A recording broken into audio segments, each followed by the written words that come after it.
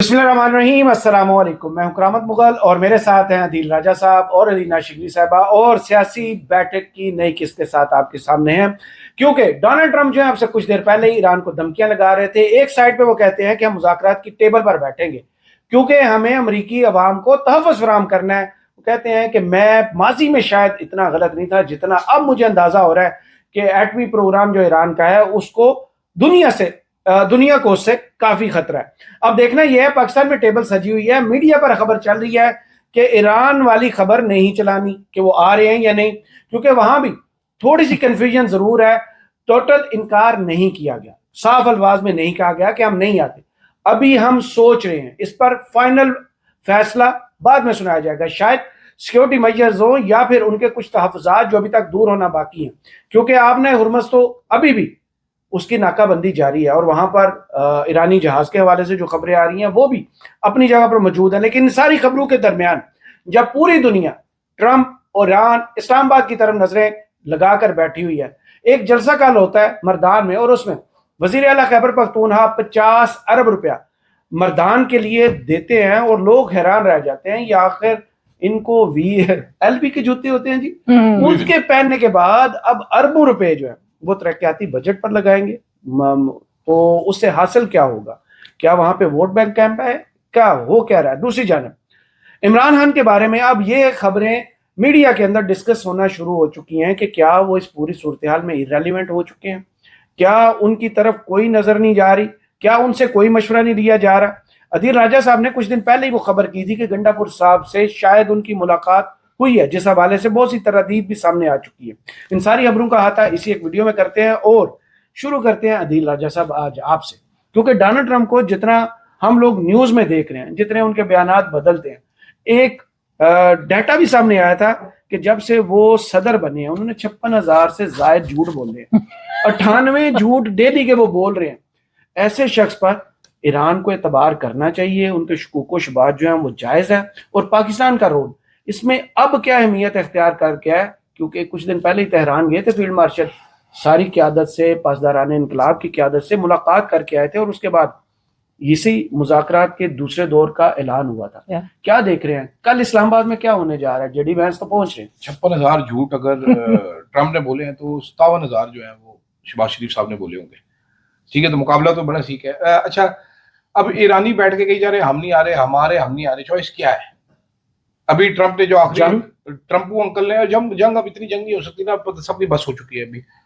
तो ट्रंपू अंकल ने जो आखिरी ट्वीट किया उससे तो समझ ये आ रही है कि मामला दो चीजों पर रखा हुआ है। वो कह रहे हैं कि जी आप न्यूक्लियर वेपन्स परस्यू नहीं करेंगे, और वो कह रहे हैं जी आप अपनाए हुर्मुज़ की नाकाबंदी नहीं करेंगे।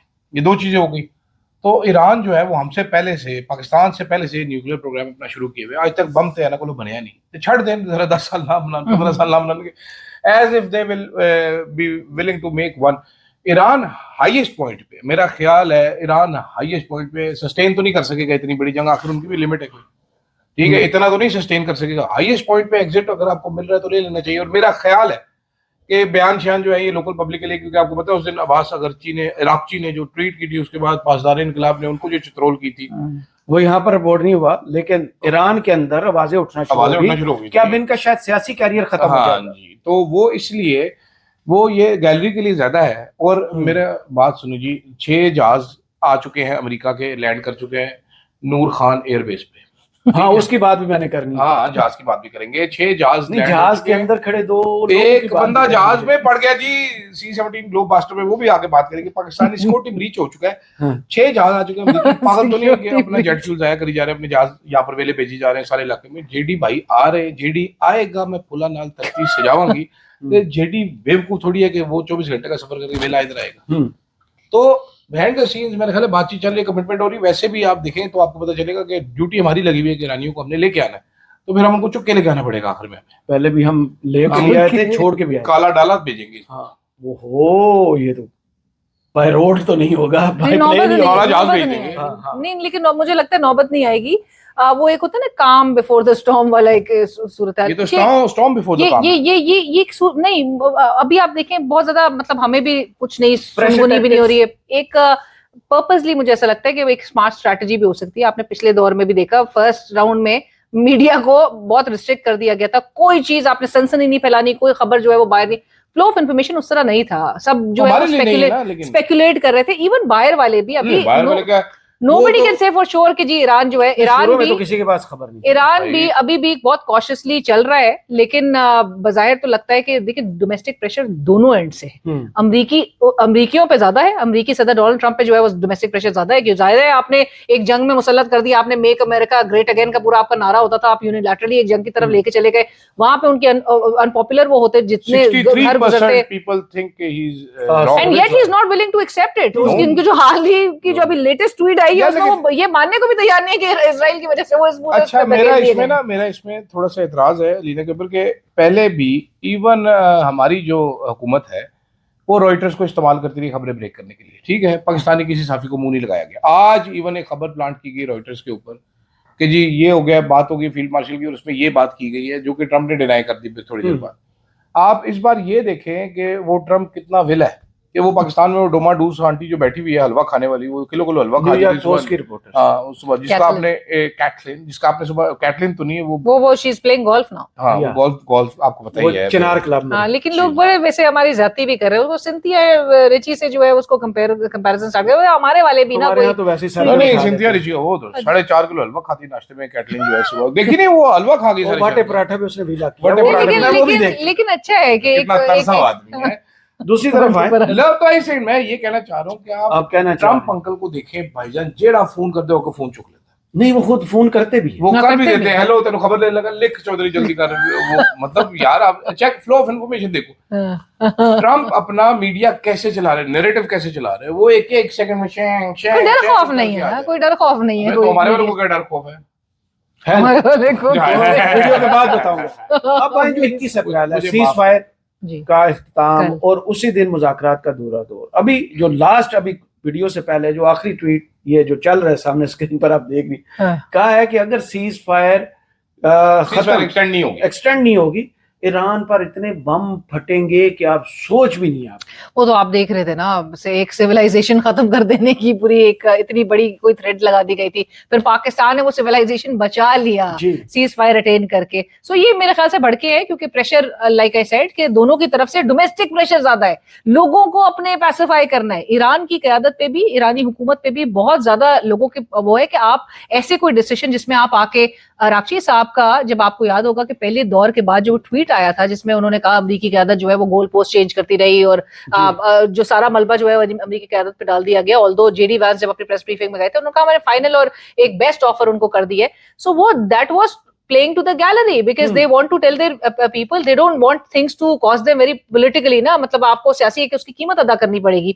सो नेचुरली एक पूरे डैमेज के बाद आप इस तरह आके अमेरिका के साथ आप मुज़ाकरात के मेज पे बैठ रहे हैं, जब आपके लोग जो है वहां पर शहीद किए गए हो, आपका पूरा इंफ्रास्ट्रक्चर तबाह कर दिया होगा, आपकी पूरी क़यादत उड़ा दी गई हो, जंग का फैसला मैदान में तो नहीं, फिर टेबल पर ही आके टेबल पे इवेंचुअली आना है, लेकिन फिर अपने भी आपने मुतालबा। और ईरान की अब बड़ी पोजीशन वाज़ेह नजर आ रही है, देयर ट्रेडिंग वेरी कॉशियसली, मोहतात एक रवैया अख्तियार करते हुए आगे बढ़े, और मुज़ाकरात और जंग दोनों के प्रेशर से अब वो खेल रहे हैं कि जी किसी भी वक्त जो है वो जंग दोबारा से स्टार्ट हो जाएगी। और ये जहां पर आप देख रहे हैं कि ब्लॉकेड जो है वो अभी तक कंटिन्यूड है, आपने उनका जहाज जो है वो किया हुआ, कॉन्फिस्केट किया हुआ, आपने कब्जे में लिया हुआ है। जहाज पर मैं बाद में आता हूँ, नहीं मैं उस जहाज की बात नहीं, ईरानियों की जहाज, वो समझ गया, उस वाले जहाज पर मैं बाद में आता।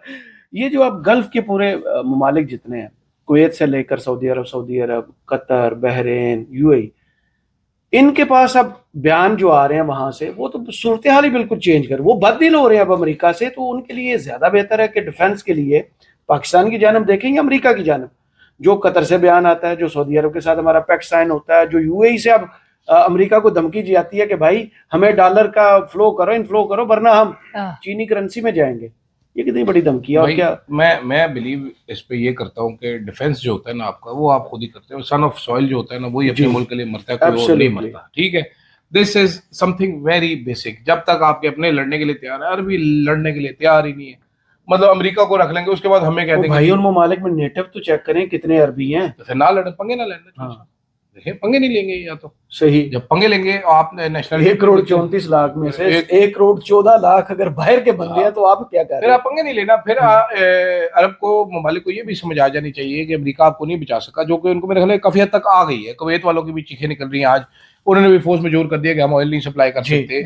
उसके बाद दुबई वालों की तो वैसे ही जो है ना वो उनकी होश ठिकाने आ चुके हैं। वो वहां कह रहे हैं कि भाई हो सकता है हमें अमेरिकी फौज को अब यहाँ से निकलने का हुक्म दे देना चाहिए कि निकलो हमारी। कहना चाहिए भाई, कहना चाहिए बिल्कुल। सऊदी अरेबिया को भी समझ आ जानी चाहिए कि भाई आप अपने एरिया में अपने ममालिक जो साथ है उनसे लगा के नहीं रख सकते। आप अमेरिका को बुला के बदमाश बिठाया हुआ था आपने सिर के ऊपर, अब आप कहते हैं हम एक बदमाश नहीं हम 2 बदमाश रख लेंगे, will not solve the problem. इसमें सबसे मजेदार बात की है, ओबामा एडमिनिस्ट्रेशन के एक एडवाइजर थे, उन्होंने अमेरिकी टीवी पे आए, वो फरमाते हैं, वो कहते हैं भाईजान, और हम लोग भी बचपन से सुन रहे थे कि स्ट्रेट ऑफ हॉर्मूज है, स्ट्रेट ऑफ हॉर्मूज है। मैंने तो पता बाद में चले को स्ट्रेट नहीं है, वो तो ना स्ट्रेट होते विंगा छिपा है। हाँ। ठीक कहते हैं स्ट्रेट ऑफ हॉर्मूज ईरान बंद कर सकता है, बचपन से सुनते आ रहे थे जी, आपने धमकी ये चलती है, वो बंद कर सकते हैं। ट्रम्प असल में दुनिया का नाजुक मोड़ हुआ। हाँ, वो नाजुक मोड़ था। तो असल में जनाबे वाला ट्रम्प साहब ने ईरान के हाथ में वो ये कार्ड पकड़ा दिया है भाईजान। अब ईरान ने बंद करके बता दिया है 1 महीने से ज्यादा ऊपर होने वाला है, सबको पता लग गया कि कोई खुलवा नहीं सकता इसको। आप बम मारते रहेंगे वो नहीं खुल सकता, बम ईरान को मार दें आप सारे, आप ये नहीं खुलवा सकते। उसके लिए आपको एक सिविलाइजेशन ही डिस्ट्रॉय करनी पड़ेगी, वरना खुलेगा नहीं। तो एसेंशियली आपने ईरान के हाथ में एक ऐसा कार्ड पकड़ा दिया है कि Saudi Arabia, UAE, Kuwait, Iraq, ये सारे ईरान के थले लगेंगे। बहरीन, ये जिस टाइम ईरान तगड़ा हो गया, जिस टाइम उसने सारे ममालिक को अपने थले लगा लेना कि इधर गुजरो के मैंने पैसे दो, ठीक है, अदरवाइज वी विल अटैक। और वो वापस अटैक भी नहीं कर सकेंगे, ये भी आप देख लीजिए। ये आगे ऐसे ही चलेगा। It is a win win for Iran वैसे। और मुझे तो हैरत हो रही है, आप अगर ट्रूथ सोशल पे डोनाल्ड ट्रम्प के वो टाइमलाइन जरा देखें ना, तो वो तो ऐसी पब्लिकेशंस शेयर कर रहे हैं कि जहां पर बताया जा रहा है wow Donald Trump won the war, how is he a hero, how he won this war with 9 victories। so वो अपने आप में वो इको चेंबर में रहने के शौकीन। 71 की जंग के बाद हमने भी ऐसी खबर कल जब वो मीडिया से गुफ्तगू कर रहे थे तो वहां पर उनसे सवाल हुआ ना कि अगर वहां पर पैक्ट साइन हो जाता है तो ये तो जेडी वैंस की बड़ी कामयाबी होगी। उसने कहा क्रेडिट पैक्ट का मैं लूंगा, अगर नाकाम होता है तो मैं उस पर ब्लेम करूंगा। स्मार्ट आदमी। दूसरी जानब जब पाकिस्तान का हम नाम लेते हैं तो अगर सपोज ईरान नहीं आता देन व्हाट, फिर पिक्चर क्या बनेगी? देखिए Pakistan as a host country, मेजबान के तौर पे तो हमने एक बहुत मुश्किल टास्क ले लिया है। पहला दौर जो है वो नेचुरली वो भी अगेन टफ तो था, मतलब आप जब फैसिलिटेट कर रहे थे, अब आप मीडिएट भी कर रहे हैं, आपने जाके एक विजिट भी दे, आप इंगेज भी रखे हुए हैं, टेक्निकल टीम्स जो है वो आपकी इंगेज हैं। एक चैलेंज जरूर पाकिस्तान के लिए है। पाकिस्तान एज वी नो कि बहुत ज्यादा इस वक्त कोशिशों में है कि भाई कुछ असलूबी के साथ ये क़यादत आ जाए, जो कि अल्टीमेटली कहा जा रहा है कि एक प्रेशर क्रिएट करने की अमेरिका पे।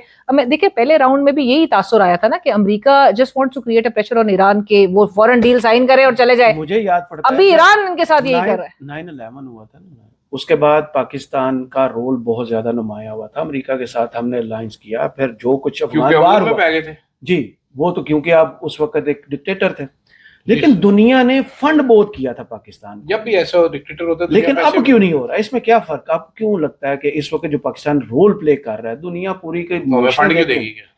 नहीं, यहाँ पर सरमायाकारी नहीं आ रही। क्यों करेगी सरमायाकारी यहाँ पर? मुझे जरा एक बात समझाए, वैसे आपस की बात है, मतलब हम रोल प्ले कर रहे हैं, हमारे तो अपना सर्वाइवल का मसला बना हुआ है। आप ये जरा चेक करें, जो ऑल्टो है 660 सीसी, उसकी टंकी है वो 6000 में भरती है, 9000 में भरती है। अभी मैं आपको फिगर दे देता हूँ, ठीक है? महंगाई के, गुर्बत के फिगर्स अलीना आपको बता देती है। कौन सरमायाकारी यहाँ पर करने? अगर यहाँ पर आप कोई बिजनेस शुरू करते हैं तो आपको पता चलता है यहाँ पर एक प्लेयर ऐसा बैठा हुआ है जो टैक्स भी नहीं देता, ये भी नहीं करता, ये भी नहीं करता। And red tapism highly regulated, आपका मुल्क हाईली ओवरली लेजिस्लेटेड, मतलब हर चीज आपको पता है। आपने यहाँ पर बिजनेस खड़ा करना है, आपके एक बंदा 1 अरब लेके आता है। मैं कहना चाहता था वो शायद आप समझ कानूनी इदारे, अदालतें, मतलब फाइनल आर्बिटर का कॉन्सेप्ट क्या था कि मतलब सुप्रीम कोर्ट है जहाँ से सारा आपकी वो लिटिगेशन वगैरह, तो अब उसके ऊपर आपने लाके एक सुपरा सुप्रीम कोर्ट बैठा दी है आपने फेडरल, तो लोगों को पता है कि आपका साइल तो यहाँ पे फार हो रहे, तो वो कहाँ आके भाई हमारी छुट्टी है। और फिर जब आपके अपने लोग जो है 100 बिलियन जो है लेके जा रहे हो, जो मोहसिन नकवी साहब कहते हैं 100 बिलियन चला गया पिछले 3 सालों में, आप लेकर आए, भीख मांग रहे हैं। उन्होंने जवाब दिया ना मोहसिन नकवी को, उन्होंने कहा भाई पैसा ऑटोमेटिकली वहां पर जाता है जहाँ पर आसानी होती है। आप यहाँ पर 10 अरब की एक कंपनी यहाँ पर की मैंने लगानी है, आप 10 अरब पाकिस्तान में लेके आए, आपको 70-100 अप्रूवल चाहिए होंगे। आप भागना शुरू करें। एक दोस्त ने एक रजिस्टर करनी थी भाईजान, एक एसोसिएशन रजिस्टर करनी थी। मैंने एक साहब से चेक किया, मैंने कहा ये एसोसिएशन रजिस्टर करनी है इसका हमने मेमोरेंडम बना दिया, ये 4 मेंबर्स हैं, ये है, तो ये आ जाऊं तो रजिस्टर हो जाएगी अगर मैं उस बंदे को भेज दूं। उन्होंने कहा नहीं ये तो देखें, ये कॉमर्स मिनिस्ट्री जाएगा, ये तो इससे रिलेटेड 4 महीने लगेंगे रजिस्टर होने। आपका वाहिद मुल्क है दुनिया का, यहाँ पर कोई बिजनेस बिस्किट बनाने वाला आता है ना, तो उसकी सिक्योरिटी क्लियरेंस होती है, वो हमारे सिक्योरिटी के इदारे, जासूस इदारे करते हैं। ये दुनिया में किधर होता है कि उन्हें बिस्किट लाने को सिक्योरिटी क्लियरेंस कराओ। आप टीवी चैनल में काम करते हैं, आपके टीवी चैनल को लाइसेंस देने में सिक्योरिटी क्लियरेंस होती है, सिक्योरिटी क्लियरेंस उठ जाए तो आपका लाइसेंस रिवोक हो नहीं, जाता है। तो उसके लिए आप बैठा है ना, अगर एक बंदा यहाँ पे बिजनेस कर रहा है, वो एक नई क्वांटिटी खोलना चाहता है, तो ऑलरेडी रिकॉर्ड तो मौजूद होता है कि भाई ये बंदा नहीं होता इतने से पाकिस्तान में बिजनेस कर रहा है, सिक्योरिटी थ्रेट है नहीं है, पता चल जाता है। अब कोई गरीब बंदा उठ के तो चैनल नहीं खोलेगा। मुझे एक बात बताओ, बिजनेसमैन होगा यार, जो इधर अरबों रुपए लगा रहे हैं वो सिक्योरिटी थ्रेट कैसे होता है? मुझे एक बात बताओ, इन्वेस्ट वही करेगा जिसको पता है कि मैंने यहाँ रहना। यार मुझे तो मैं ढूंढ रही हूँ उस जेंट्री बीच को। जेंट्री बीच वो मैं चूना लगा के नस के वो जेंट्री बीच किधर है जिसने इन्वेस्ट करना था, जिसने इन्वेस्ट देखिए डिविडेंड्स आना आपके डिप्लोमेटिक फ्रंट पे भी, जो आप जो कुछ हासिल कर रहे हैं, एक आपकी पोजीशन जो बन गई है, उसके डिविडेंड्स आना जो कि आएंगे परहैप्स आपके साथ, आपको वो ममालिक जो है not in terms of investment की, जी फौरी कोई तैयार है आपके मुल्क में इन्वेस्टमेंट लेकर आने के लिए, एंड ही इज राइट कि आपके मुल्क के जो हालात हैं और शेकी, जहां पर अनसर्टेनिटी इन्वेस्टर को सबसे ज्यादा हर्ट करती है उसके कॉन्फिडेंस को। सो अनसर्टेन सिचुएशन जब तक आप रखेंगे, और फिर ये हमारे हुक्मरान तो खुद अपने प्रॉपर्टी यहाँ पर रखने के कायल नहीं है। जब BVI और ये वो सारा पैनमा और लंदन, तो क्या पाकिस्तान में भी नहीं है, ब्यूरोक्रेसी सारी पुर्तगाल उधर जारी, और वहां पर यही इस्लामाबाद में एक हाउसिंग, तो जब उनकी प्रेफरेंस पाकिस्तान वहां पे, अरे भाई, सो उनकी प्रेफरेंस पाकिस्तान नहीं है, तो how do expect foreign investors to come in invest? आप ये बताएं कि आपके जो बड़े बड़े लोग हैं मुल्क के, वो उनके बच्चे किधर है? बाहर। जब ये पापा जोन्स का स्कैंडल आया था, तो जनरल आसिम, वो क्या है, बाजवा साहब ने कहा इन्वेस्टमेंट की उन्होंने, अमेरिका। उनके बच्चे किधर रहते हैं? जनरल बाजवा के बच्चे किधर रहते हैं? जरदारी साहब की इन्वेस्टमेंट किधर है? नवाज शरीफ साहब के फ्लैट्स किधर हैं? इसाक डार साहब की प्रॉपर्टी किधर है? लंदन। ठीक है, रहमान मलिक साहब का घर किधर था? दूसरा लंदन, हाइड पार्क शायद। हाँ ठीक है, मतलब आप अंदाजा करें कि हमारा जो मुल्क का 3 टाइम प्राइम मिनिस्टर है, हमारी जो बेस्ट ऑफ द वर्ल्ड उनके भाई अपने ब्रिटिश सिटीजन है, हसन नवाज साहब। हमने और आपने यहाँ पर रहना है। वो पनामा में जब उनको बुलाया गया था, उन्होंने कहा था इस मुल्क के हैं ये शहरी पे, ये चलो नहीं लगता। ठीक है, ऊपर से बख्तावर भुट्टो साहब आपने बात शुरू कर दी। नवाज शरीफ साहब हमारे शहर में आए हैं बेहतरीन माशाल्लाह से। अब मेरे ख्याल में वो जो वार डिजाइनर वाला रोल था, अब उनको मेरा पीस मेकर रोल दे देना चाहिए कि वो कोई अब शबाज शरीफ साहब को फार्मूला दें। एक सेकंड, एक सेकंड जी, मैं आपको बताता हूँ, वीडियो रोकनी है, बात नहीं, मैं आपको बताता हूँ। आपने नवाज शरीफ का आना तो देख लिया, जैसे नवाज शरीफ चलाया गया भाई, ऐसे करके गाड़ी का दरवाजा खुलता है। मैं आपको सीन पूरा बताता हूँ। शहबाज शरीफ साहब ऐसे करके आते हैं जफ्फी पाने के लिए, लेकिन पहले जफ्फी किसने डाली? इसाक डार साहब। डार साहब आ गए, जफ्फी कुट के थे, मैंने एक बारी पा गुजरा करके निकल गए। शहबाज शरीफ साहब खड़े रह गए, उन्होंने जफ्फी नहीं डाली बाद में। ठीक है, आप अंदाजा करें, मतलब इस मुल्क के हालात, अल्लाह रहम करे। कायदे मोहतरम जो है बड़ा भरा, वजीर आजम साहब छोटा भरा, दुख्तरे नेक अख्तर सीएम पंजाब, अच्छा, नायब वजीर आजम जनाब समदी का बेटा एआई का वजीर। ठीक है, मतलब इसके लिए असली अक्ल भी लगा लेनी चाहिए। फैमिलियों में बांटे हुए होते, वो परवेज मलिक साहब की फैमिली में कोई 3-4 इस तरह सीटें हैं, अली परवेज साहब, ठीक है, वो वजीर है, उनकी वालदा साहिबा को और कोई रोल दिया हुआ है, वहां पर ये रोल दिया है। इस मुल्क में कौन वही इस मुल्क में कौन क्यों इन्वेस्ट करेगा? मुझे एक अक्लमंद बंदा बता दे जो आगे कहेगा जी मैंने इन्वेस्ट करना है इस मुल्क में, मैं जलील। आपको पता है यहाँ पर कितने लोगों के अकाउंट ब्लॉक है? आपको पता है कितने लोगों का नाम ECL में है? आपको पता है कितने लोगों के शनाख्ती कार्ड क्यों ब्लॉक किए जाते हैं? नया कानून ये है कि नादरा खुद ही शनाख्ती कार्ड पीछे से ब्लॉक कर देगा। क्यों भाई, मैं नेचुरल बॉर्न सिटीजन हूं, how can you block my identity? दुनिया के किस मुल्क में ये होता है? पाकिस्तान। ठीक है, आप वो कानून याद करें जो काले कानून गोरों ने भी किए होंगे, उन्होंने भी सोचा नहीं होगा, लॉर्ड माउंटबेटन को भी नहीं आइडिया होगा। फिर आप कहते हैं बिजनेसमैन को, जो नकवी साहब पिछले हफ्ते बोल रहे थे कि अलग उनका पासपोर्ट जो है वो अलग पासपोर्ट होगा। वाह जी, अलग पासपोर्ट से क्या होगा? शराफिया बना रहे हैं, अलग पासपोर्ट से होगा क्या? मुझे रहेगा तो वो चावल ही बिजनेसमैन टैक्स चोर रहेंगे। लो ना टैक्स भाई, आपके सैलरी ये कितना टैक्स देते हैं? हमें तो पैसे ही उस वक्त मिलते हैं जब हमारे पैसे कट जाते हैं। तो ये जो बैठ के रोते रहते हैं हर टाइम पे, हर रोज रोते हैं, हमारा ये रेंट सीकर साले इतना रोते हैं, मुझे बताओ टैक्स कितना देते हैं?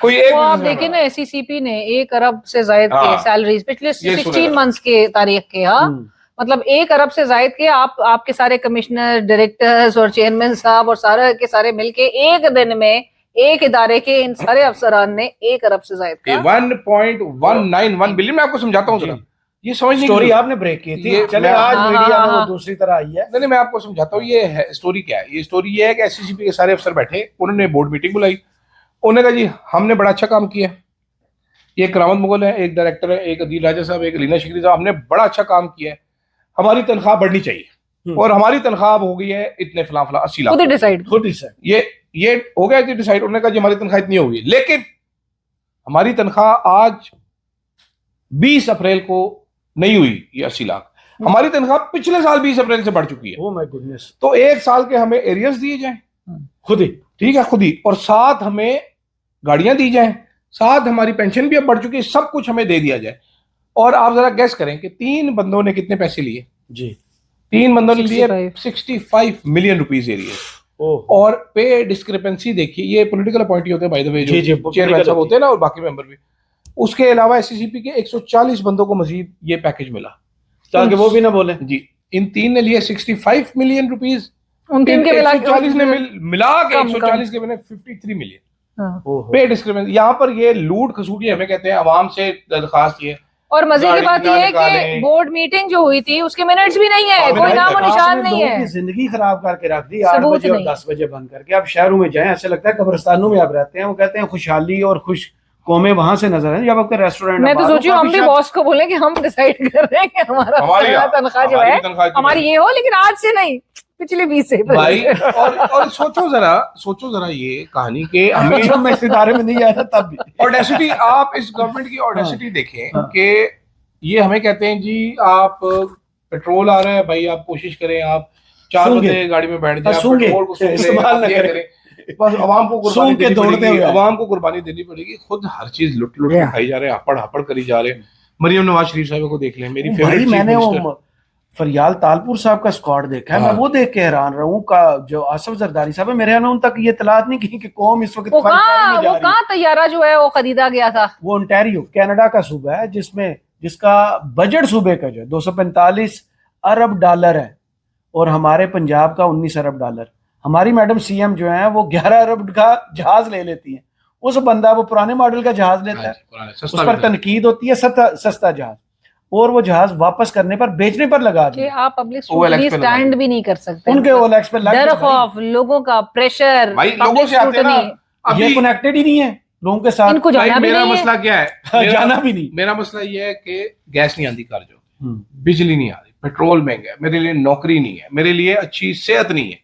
आपने यहाँ पर 1000 बंदे को एड्स करवा दी पुराने टीके लगा के, आप नहीं दे सकते। मरीम नवाज की प्रेफरेंस आप देखे जरा, कल वो मरी में बैठ के बना रही है ग्लास ट्रेन और ग्लास ब्रिज, ग्लास ब्रिज बना रही है जी, ग्लास ब्रिज आएगा, बड़ा मजा आएगा जी, ग्लास ब्रिज आएगा। मतलब मसाइल देखें, इनका डिस्कनेक्ट देखें। लाहौर के हॉस्पिटल्स की हालत देख लेना, जो खबरें डेली रिपोर्ट हो रही हैं। आज ही रिपोर्ट हुआ है ना कि हमने तारीख में सबसे ज्यादा कर्जे कब लिए, मोहतरम शहबाज शरीफ साहब के दौर में। कर्जे लेकर आप लोगों पर ये चीजें डाल रही हैं और नाम लगेगा ये नवाज शरीफ पुल है, ये मरियम नवाज ट्रेन है। और आपने वो तस्वीरें देखी वो जो बाइसिकल्स पे थे या बाइक पे थे, जिनकी अपनी फोटो लगा दी उनकी तस्वीर खुद याद दिला दिया।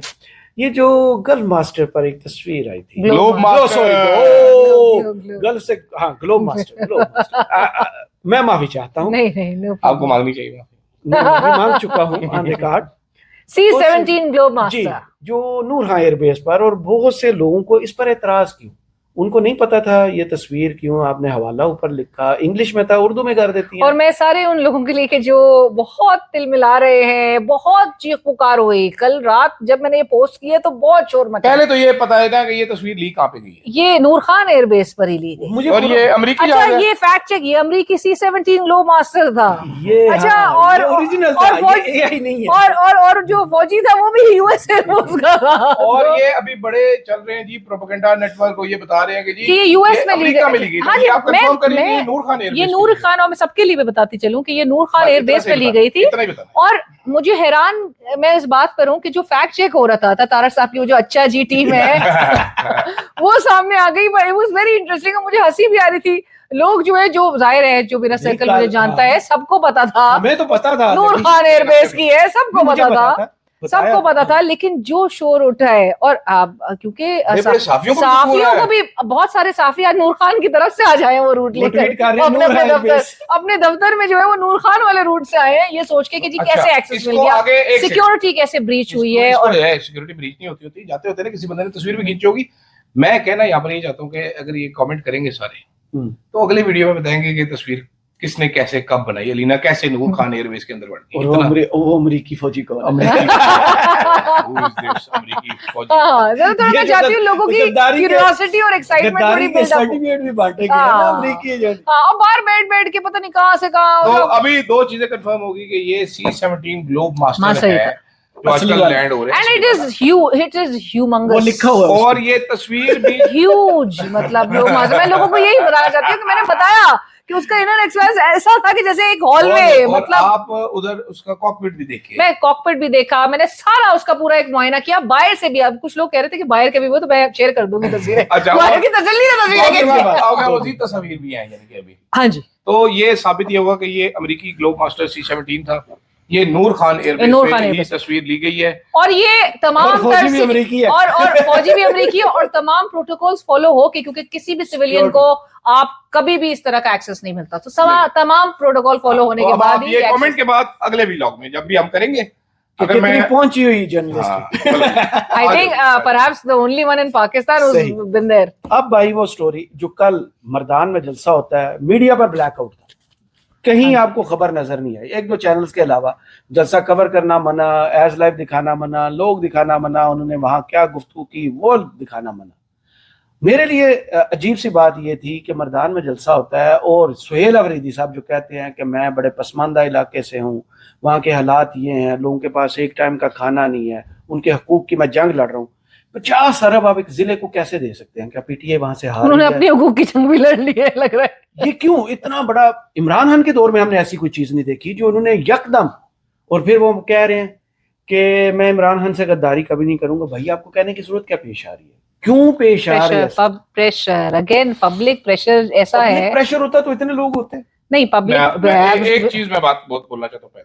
पहले एक चीज तो साबित हो गई कि ये जो भी हमारा ये निजाम हाइब्रिड प्लस सिस्टम बनाया गया है, चूचू का मुरब्बा बानमती का कुंबा, ये 2 साल में 4 साल में फेल ही हुआ है। आज इमरान खान के नाम पर, when Imran Khan is not there, इतने लोगों का आ जाना, ठीक है, व्हिच सेज अ लॉट। तो इस सिस्टम को सोचना चाहिए। माइनस नहीं कर पाए, रेलेवेंट नहीं बना पाए। वो लोग खड़े हैं भाई, पार्टी खड़ी है नहीं खड़ी है, लोग अपनी जगह पे खड़े हैं, वो नहीं हिले। वो सुहेल अफरीदी को उससे मोहब्बत करते हैं, नफरत करते हैं, वो कोई मुझे कंफर्म नहीं है, लेकिन वो इमरान खान के पीछे डट के खड़े हैं। कल पहली दफा हुआ है वहां पर हुटिंग, वो सारी चीजें हुई। वो अब अलीना कमेंट कर सकती। मैं सिर्फ इतना कहना था कि इमरान खान को, लोगों को आप दूर कर नहीं सके, does not matter, this was a big great testament. और अगर ये लाहौर में चले जाए, इससे ज्यादा लोग लाहौर में, वही रवायती जुमला आतिफ शाम भटने वाला, चिंगारी जो है दबी हुई नहीं, वो जो भी कुछ करें, देखिए ज्यादती तो ताहाल इनके साथ हो रही है। अगर हम मीडिया पे नशर भी नहीं कर पा रहे हैं तो आप बिल्कुल ब्लैकआउट आपने अगर किया हुआ एक पार्टी को, उसके लीडर को, तमाम उसकी लीडरशिप को, ये ज्यादती है। जहां पर एक को आपने पूरा एवेन्यूज दिए हुए सारा, और वी ऑलरेडी नो कहां से सारे जो है ना वो शॉर्ट्स कॉल हो रहे हैं, सारे डिसीजंस हो रहे हैं।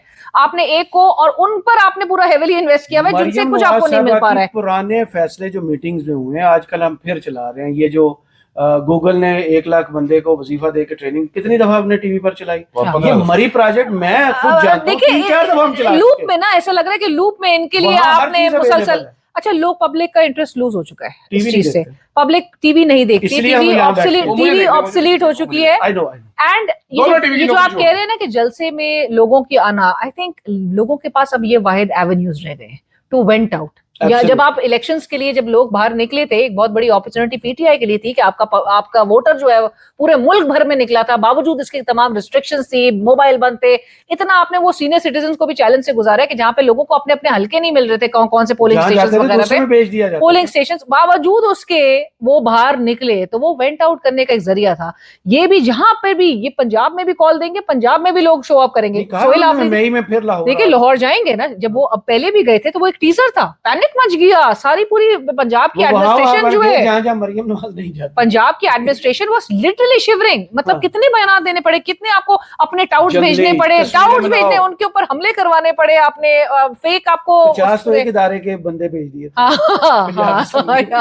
या एग्जैक्टली। तो आपने जबरदस्ती उनको आपने प्रेशर डालने के लिए आपने किया, बावजूद उसके लोग निकले। फिर आपने बोला ओ जी लंडे में चले गए और जी कपड़ों की दुकानों में चले गए, और यार वो जहां से गुजर रहा था सोहेल आफरीदी पब्लिक रिस्पॉन्ड कर रही थी, फूड स्ट्रीट बंद कर दी, लिबर्टी बंद कर दी। क्यों नौबत आ रही आपको बंद करने की? आपने अपने हाथों से ही, आप पहले भी इस्लामाबाद में जब ये कॉल देते हैं आप अपने हाथों से शहर बंद कर देते हैं, लाहौर में ही विजिट करते हैं आप अपने हाथों से लाहौर बंद कर देते हैं। पहले एक प्रपोजल आया था कि बाढ़ लगा दे इस्लामाबाद के, उसका जो है टेंडर आने वाला था कि पूरे इस्लामाबाद की जहां जहां पे हदूद है वहां आप एक बाढ़ लगा दे। भाई 22 रास्ते थे, 22 आपने कंटेनर लगा के देख लिया, लोग फिर भी आए नहीं। आई थिंक लेकिन लोग जो है वो सिर्फ मुंतजिर है कि कोई प्लान ऑफ एक्शन हो, कोई अभी भी कोई स्ट्रेटेजी नजर नहीं आती, अभी भी रहनुमा की कमी, अभी लीडर की। और सोहेल आफरीदी साहब पे भी बजायर, आपको याद है ना वो कच्चे धागे से जो हाथ बंधे हैं उनके, वो मैंने बहुत कुछ सुना, कुछ होगा, बहुत कुछ होगा, ये जुमले यार मतलब अभी मैं आपको कुछ इन्फॉर्मेशन देता हूँ इसके। चलो, तहरीके इंसाफ उस वक्त तक फंक्शनल थी जब तक Umar Ayub was in action, ठीक है। दैट वाज आखिरी दिन था 8 फरवरी 2024 जिस दिन इलेक्शन हुए, ठीक है।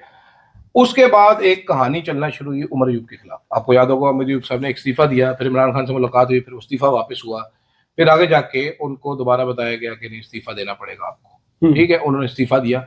पार्टी के Imran Khan did not want to remove him, party के कुछ लोग उनको रिमूव करना चाहते थे because he was going very aggressive. जिस दिन गंडापुर साहब चीफ मिनिस्टर बने, डिफेक्टो तौर पे गंडापुर साहब पार्टी के चेयरमैन बन गए जी। गंडापुर साहब असर्ट करते थे, गंडापुर साहब तमीजिया करते थे, गंडापुर साहब चलवाते थे। उमर अयूब जैसे जैसे पीछे हटते गए, जगह छोड़ते गए, वैसे वैसे पार्टी वीक होती गई। बिकॉज गौहर साहब जो माजरत के साथ इमरान खान साहब ने भी जिंदगी में शादियां भी गलत की हैं और ये काम भी बड़े गलत किए कि उन्होंने गौहर को जनरल सेक्रेटरी लगाते, जो पार्टी का जो चेयरमैन होना चाहिए तो वो उमर अयूब को होना चाहिए, ठीक है। उमर अयूब पीछे हुआ, पार्टी वीक होना शुरू हुई। अभी हालत पता है क्या है, और मैं आपको बड़ा फैक्चुअली बता रहा हूँ, गौहर साहब खुद तरीके इंसाफ वालों को कहते हैं हम कुछ भी नहीं कर सकते, हमारे हाथ में कुछ भी नहीं, वो मान नहीं रहे, वो ये नहीं कर। गौहर साहब एस्टेब्लिशमेंट से फुल कनेक्टेड है, ये सारी उधर से खीर भी खा के आते हैं, यहाँ पर आके इनको तसलियां भी देते हैं, इनको डराते भी है। मेन आदमी इतना वीक। अभी वो बहाना गौहर साहब के पास क्या है कि मैं हट नहीं सकता क्योंकि लीगली मैं चेयरमैन हूँ, मैं नहीं होऊंगा तो पार्टी नहीं होगी। पार्टी तो पार्टी है ही नहीं, वो तो नोटिफिकेशन भी आ चुका इलेक्शन कमीशन का, बिल्कुल आ चुका। मैं आपको 8 अक्टूबर जब पहली दफा नाम आता है सीएम के लिए जनाब सोहेल आफरीदी का, उससे पहले एक नोटिफिकेशन जारी होता है इलेक्शन कमीशन, ये मेंबर्स नहीं रहे। हाँ जी, सुने इसको छोड़े, पीडीए के नहीं है, पीडीए जमात ही खत्म हो गई। अब आगे कहानी क्या चल रही है इस टाइम पे। गौहर साहब किसी किस्म का एहतजाज वो कर नहीं सकते हैं क्योंकि वो बहुत पप्पू हैं, उनको लोग छेड़ जाते हैं एहतजाज में, ठीक है। उमर अयूब साहब मफरूर है, हमाद अजहर साहब मफरूर है, मुराद सईद मफरूर है, शिबली फराज मफरूर है। बाकी पीछे रह गए थे गंडापुर साहब जो बातें करके भड़के मार के आ जाते थे, उसके बाद वो चले जाते थे वापस। सोहेल आफरीदी साहब वो करने फिर एक्टिव है, मुलाकात तो हुई है उनकी, बेशक वो तरदीद करते रहे, मुलाकात तो हुई है भाई। वो भी आपको बता देता हूँ, उसमें भी कहानी बता देता हूँ, कहानी में ट्विस्ट है। अच्छा, मरा के रो पिट के इन्होंने एक थिंक टैंक बनाया है अभी, वो तैमूर सलीम झगड़ा वाला, ठीक है। इसको ओके यार कोई उस पर तो बोलो, कोई बोलने के लिए तैयार नहीं है, ठीक है। आपके लोग, आपके दो आपके पीटीआई के एमएनए ऐसे हैं कि एहतजाज की बात हो तो वो अपने हल्के पे भाग जाते हैं इस्लामाबाद छोड़ के, वरना पूरा टाइम लूर इस्लामाबाद में फिर रहे होते, ठीक है। हर टाइम फिर रहे होते, वो छोड़ के भाग जाते। होना क्या चाहिए था? होना ये चाहिए था कि जितने वकील, अब 5 वकील इकट्ठे करें, गौहर, सलमान अकरम रजा, लतीफ खोसा, बाबर अवान, हामिद खान, 5 छठा अली जफर को डाले, इन 6 को पकड़े, इन 6 को एक एक केस बनाए, 30 करोड़ फीस बना लेते हैं अपनी, ठीक है। एक एक केस की ये सारे मिला के ना 5-5 करोड़, 2-2 करोड़, 3-3 करोड़। होना ये चाहिए था कि इमरान खान कहता है ये सारे वकील हैं, ये लीगल कमेटी है, ये तुम्हारे पास केस है, डिसाइड करो, let me know who will follow which case, and इंसान के बच्चे बन के वो केस करो। उमर अयूब को कहता है कि तू सियासत कर, टका के सियासत कर। अब गौहर साहब को क्या सियासत आती है? सलमान अकरम राजा वो आदमी, वो अलग मिथुन चक्रवर्ती जैकी चूड़ियां तोड़ने पे आ जाते हैं, फैसला ही उनका ये होता है मैं चूड़ियां तोड़ दूंगा। ऊपर से अभी इमरान खान साहब ने अल्लाह के हुक्म से 190 साल के 2 बाबे ढूंढे, जी। मैं उस पे जरा एक्सक्लूसिव मैं आपको एक्सक्लूसिव इन्फॉर्मेशन ये बता दूं कि महमूद अजीज साहब जो है वो आपकी फुप्पो से ज्यादा डेंजरस हो चुके हैं। वो फुप्पी बने हुए हैं, वो हर टाइम नाराज है, किसी ने नाराज हो जाएंगे, वो जलसे में निकल गए भाई, वो नाराज है ना, हर टाइम पे नाराज है। वहाँ उनकी तस्वीरें लगी हुई थी, तस्वीर लगाई हुई थी, जलसे में नहीं गए थे, इसके भी मैं रीजंस बताती हूँ। नहीं मैं बताती हूँ, शुगर हो गई थी, सुन ले, उन्होंने ओलंपिक का इंजेक्शन लगवाया था। नहीं, दोनों ऑपोजिशन लीडर्स बहुत नाराज है। हाँ, क्योंकि दोनों ऑपोजिशन लीडर्स रेजिग्नेशन देने को बिल्कुल उसके नेज पे आ गए थे। नहीं देंगे क्योंकि इमरान खान साहब ने उनको ये इमरान खान देखिए जो ओहदे है ना, वो इमरान खान साहब की अमानत है, जो पसंद की चीज माननी है, वो हुक्म आखिरी है, इमरान खान के लिए कुछ करना है वो। देखिए अल्लामा राजा नासिर अब्बास साहब के तो बकायदा ये बताया जा रहा है कि वो इतने उनकी लास्ट जो तकरीर के बाद, उनके डिसीजन के बाद कि भाई जब गवर्नमेंट को सपोर्ट करने का, आपको याद है पीटीआई ने बहुत बिग बैकलैश का उन्होंने सामना किया, और उसके बाद अल्लामा साहब जो है वो बताया जा रहा है कि वो इतने परेशान हो गए कि वो बिल्कुल इस्तीफा देने की तरफ आ गए थे। उनको रोका गया कि भाई ये इमरान खान, इससे क्या होगा, डेंट पड़ेगा इमरान खान के मौकफ को, डेंट पड़ेगा ना, मतलब पीटीआई की लीडरशिप से तो आप क्या एक्सपेक्ट कर रहे हैं। सलमान सफदर साहब जब मैं एक और खबर आपको एक्सक्लूसिव देने, सलमान सफदर साहब जब मिले हैं इमरान खान साहब से, उससे एक दिन पहले डॉन न्यूज की जो खबर, जिसमें बाकायदा पीटीआई के बारे में पूरा उसके जो इन फाइटिंग है, जो असल तो पीटीआई को डैमेज जो है वो 3 चीजें कर रही है ना, जो बताया भी हमें जा रहा है, एक सोशल मीडिया का प्रेशर है, एक बहनों का प्रेशर है, और एक जो इन फाइटिंग है। ये 3 फैक्टर्स बहुत गालिब आए हैं पीटीआई की इस वक्त सियासत पे। सलमान सफदर साहब जब इमरान खान साहब से मिलने गए तो इमरान खान साहब ने सलमान सफदर साहब को, ये एक्सक्लूसिव अब नाजरीन के लिए भी, इमरान खान साहब ने कहा कि मैं डॉन न्यूज मुझे मिलता है, मैं डॉन न्यूज पढ़ता हूँ, और उनको सारा चीज पे वो अवेयर थे कि बाहर क्या हो रहा है, और उन्होंने उस वक्त सलमान सफदर को बोला कि भाई सारी चीज अचकजई के हवाले है, अचकजई ने जो भी डिसाइड करना है अचकजई डिसाइड करेगा। अचकजई साहब जो है नहीं, लेकिन वो पीटीआई वाला 8 फरवरी वाला उन्होंने डिसाइड किया कि इतना सख्त किस्म का एहतजाज नहीं होगा, रोक दिया गया नहीं, लेकिन ये अभी की बात है ना, अभी सलमान सफदर जो अभी मिले थे, तो अभी तो अचकजई साहब का एक रिन्यूड, मतलब एक वो पोजीशन में आना चाहिए अचकजई साहब को। मेरे ख्याल से अचकजई साहब इज वेरी डिसअपॉइंटेड पीटीआई के इस पूरी रवैये पे। भाई नहीं, साथ चलने को तैयार नहीं है ना पीटीआई की लीडरशिप। कौन सा इतनी पार्टी के अंदर इनफाइटिंग है, एक दूसरे की टांगे खींच रहे हैं, या तो डिलिबरेटली ऐसा लग रहा है कि इमरान खान के मौक़िफ़ के साथ। एक बात बताता हूं, हर पार्टी का एक डीएनए होता है अलग सा ना, हर पार्टी का एक डीएनए होता है कि मिसाल के तौर पे बिलावल साहब पेशावर में गए थे, पीपल्स पार्टी के कुछ नए ज्वाइन किए थे लोग मुलाकात करने के लिए, तो बिलावल साहब के आने से पहले एक पार्टी के साहब आए जो कि अब बड़े ओहदे पर हैं, उन्होंने सबको लाइन में खड़ा कर दिया कि अब सारे इस तरह खड़े हो जाए, बिलावल साहब यहाँ से आएंगे, और हदायत में आपको अभी बता दूं, हदायत थी आप अपनी जगह नहीं छोड़ेंगे, आगे नहीं आएगा कोई बंदा, हाथ मिलाने की कोशिश कोई नहीं करेगा। बिलावल साहब ने हाथ मिलाया, बेहतर स्ट्रेटजी है, बिलावल साहब ने हाथ मिलाया तो ठीक है। तीसरा क्या था कि बिलावल भुट्टो जरदारी नहीं कहना mister chairman, you will address them mister chairman, madam CM, ठीक है। जिस तरह मरियम नवाज ने कहना, मरियम नवाज नहीं कह सकते आप, मैडम सीएम कहेंगे आप, ठीक है, वरना मरियम नवाज सीखों में बंदे को, मुझे तो आजमा करदार याद आती है, वो उज़मा करदार जो कहती है नहीं कि बताओ ना तुम्हारा लीडर क्या कहता था मेरे बारे में और वो क्या भी दिया इसका ऊपर खाना खाली मैं आजमा करदार सच्ची है बिलावल। तो बिलावल साहब मिस्टर चेयरमैन जी ऐसे मिलेंगे, उनसे ऐसे मिलेंगे। जो नून लीग है, नून लीग में आप मरियम नवाज के खिलाफ खड़े होकर दिखाएं, बात करके दिखाएं। भाई कुछ दिन पहले सुने एक सेकंड में कहानी खत्म हो गई। शाहिद खान नवासी, इस्माइल गुंजाइश नहीं होती, जलील किया था सलमान शहबाज शरीफ के साहबजादे ने ट्विटर पे जलील किया, जोकर या क्लाउन कहते हैं, जोकर फाइनेंस मिनिस्टर को, सिटिंग फाइनेंस, ठीक है। तहरीक इंसाफ का एक अलग डीएनए है। तहरीक इंसाफ में पहले एक कोर ग्रुप होता था, फिर उसके बाद एक और ग्रुप होता था, फिर एक और ग्रुप होता था। इमरान खान के दौर में भी ये लड़ते रहते थे। ये वाहिद पार्टी है जो कोर कमेटी की मीटिंगों में भी लड़ी होती थी, और फिर इमरान खान कहते हैं चुप कर जाओ। वहां पर मैं आपको ये भी बताता हूँ, टिकट जब तकसीम हो रहे थे तो जहांगीर तरीन और शाह महमूद कुरैशी ऑपोजिट बैठे हुए थे, गिलास मारा था, गिलास सट दिया था, माशाल्लाह गिलास मारा, 12 तोड़े पानी का गिलास मारा। हमने ट्वीटें की थी इस बात के ऊपर, गिलासे मारते थे। असद उमर साहब के ऊपर भी थोड़ा पानी छलक गया था, वो राम तेरी गंगा मैली हो गए थे।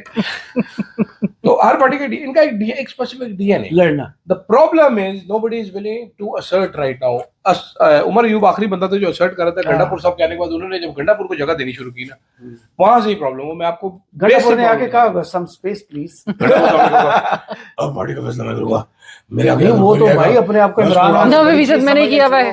मेरा फेवरेट 90% वैसे अगर किसी ने इमरान खान के लिए अगर काम किया था वो गंडापुर साहब थे, वो खुद 10% क्लेम रह गया करते था, थे। मुझे हटा दिया गया। अगर मुझे ना हटाया गया था मैं इमरान खान को तो 14 जिले क्रॉस मैं कह रही थी गंडापुरी भड़के। आई लव गंडापुर साहब। चलें, इसी नोट के साथ मुझे आदिल राजा साहब और रीना शिकरी साहबा को इजाज़त दीजिए। अपनी दुआ में याद रखिएगा और कमेंट्स बॉक्स में ज़रूर बताइएगा सियासी बैठक की ये किस्त आपको कैसी लगी। इजाज़त दीजिए, अल्लाह हाफिज़।